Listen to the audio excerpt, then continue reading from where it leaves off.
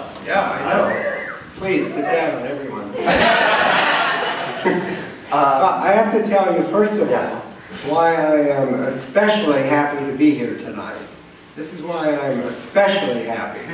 A few weeks ago, I did a book signing here in New York, and a librarian came up to the table, and she said, "Can I have my picture taken with you? The kids all think you're dead."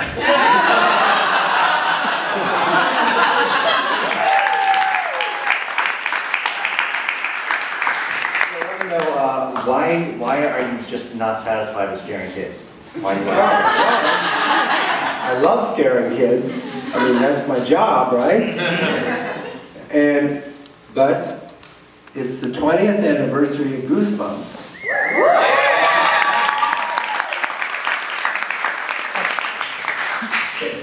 Can you imagine 20 years of this stuff?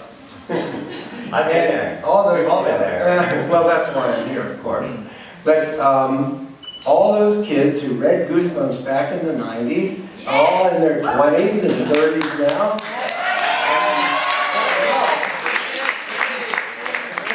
They grew up.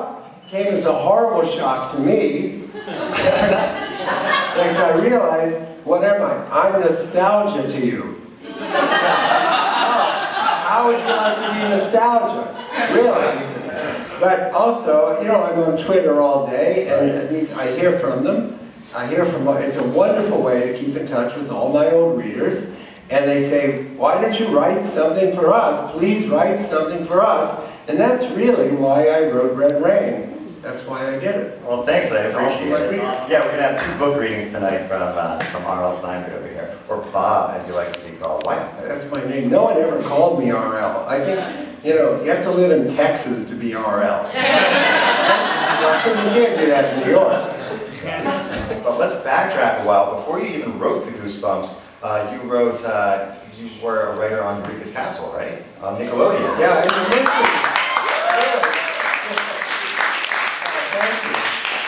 most people don't know. I was the head writer of Eureka's Castle.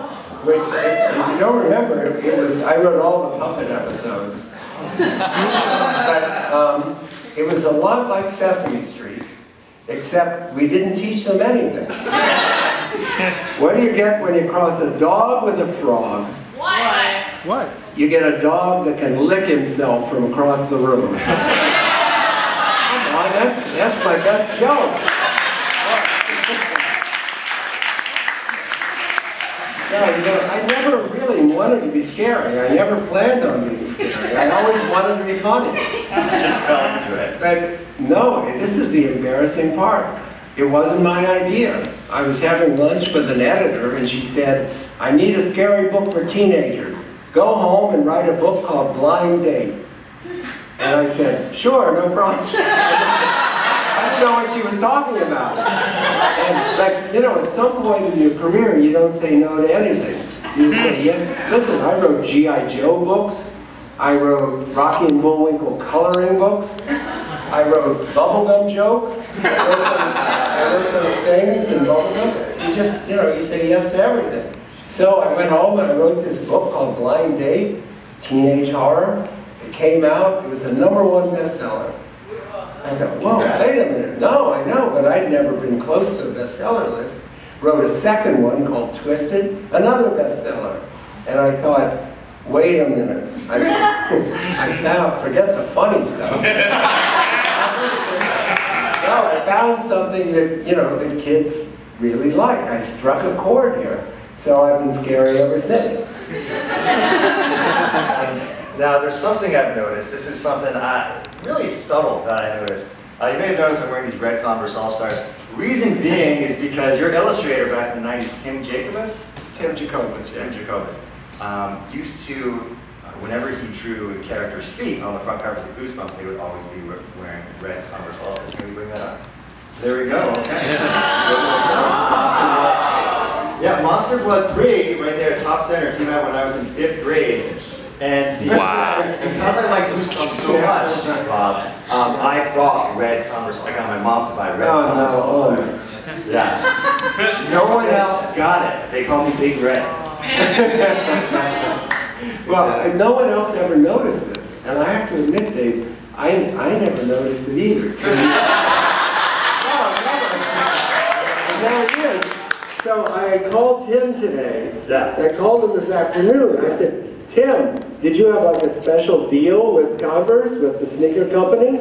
And he said, no. He said, those were the shoes that he and his friends all wore in middle school and then later on in high school. And he said he used to wear his till they were like rags. He would wear them till they had holes in them. And they drove his mother crazy. And she'd say, get rid of those shoes. What's wrong with you? Get rid of those shoes. And so he said that he put them on all the Goosebumps cover to drive her crazy. Just to make her nuts. Yeah, that's a real story.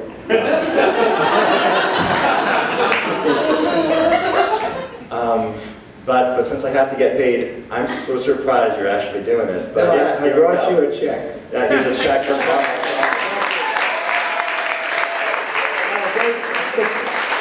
They said you would do it for $1. Yeah, I said. Yeah, I'm really sorry. I had to take the tax out. Doesn't add up to much. Understandable. I'm just glad to have you here.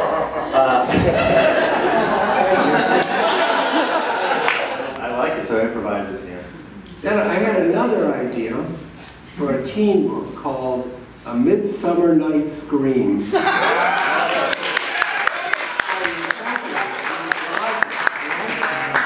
And it would be, you know, I would steal from Shakespeare. I would steal a lot. So I haven't quite worked that out. But he'd probably be a good author to steal from, right? Appreciate that. Yeah. Well, folks, this concludes the interview portion of the night. So R.L. Stine, Bob, has also agreed to do 2 book readings. One now, and then we're going to have our first improv set. I never do this because I hate hearing my stuff. It's embarrassing. It's embarrassing, but also I have a cold. So.